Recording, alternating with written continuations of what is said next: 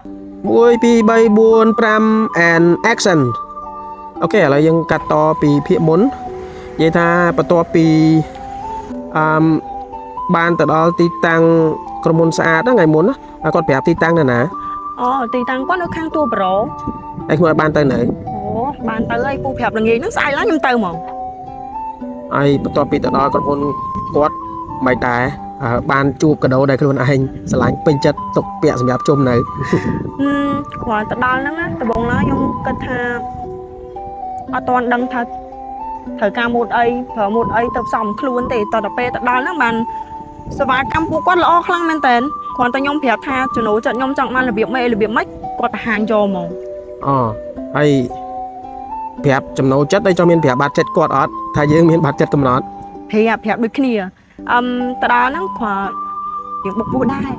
ប្រាប់គាត់ថាយើងមានបាត់ចិត្តកំណត់អីអញ្ចឹងទៅគាត់ក៏ recommend ឲ្យយើងថាធ្វើប៉ុណ្ណេះល្មមគាត់អត់បង្ខំយើងទេ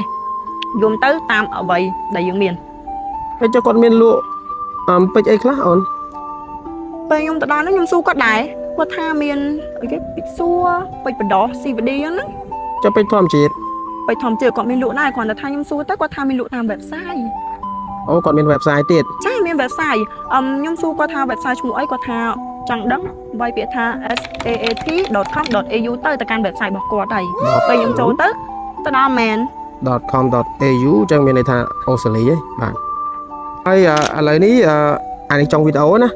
ឥឡូវយើងមានពាក្យពេចន៍អីដែលដើមទៅដល់អ្នកដែលមានគេហៅថាបាត់ចិត្តមានកំណត់ហើយគាត់ចង់ឲ្យកាដូខ្លួនឯងមុនភ្ជុំក៏ដូចជាជូនកាដូដល់មនុស្សជាទីស្រឡាញ់របស់គាត់ឲ្យគាត់បានដឹងដែរមើលប្រាប់បងប្អូនដែលកំពុងមើលវីដេអូតិចមើលសម្រាប់បងប្អូនណាដែលចង់បានកាដូដូចខ្ញុំអញ្ចឹងពាក់ចូលពាក់ជុំដើម្បីឲ្យស្អាតអញ្ចឹងណាបងប្អូនកុំបារម្ភស្អាតជាជំរឿល្អហ្មងទៅដល់គាត់ណែនាំយើងច្រើនខ្លាំងមែនតើគុណភាពក៏ល្អសេវាកម្មក៏ល្អតម្លៃសមរម្យទៀតសំខាន់ណាគាត់ចាត់ទុកយើងដូចជាមួយពិសេសរបស់គាត់អញ្ចឹង1 2 3 4 5ដែ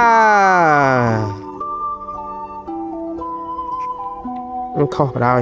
ឡងនេះដើរលឿនជាងនឹងតិចអត់ទេចាំកាត់តមកប៉ុណ្ណឹងបានទេចាំកាត់តមក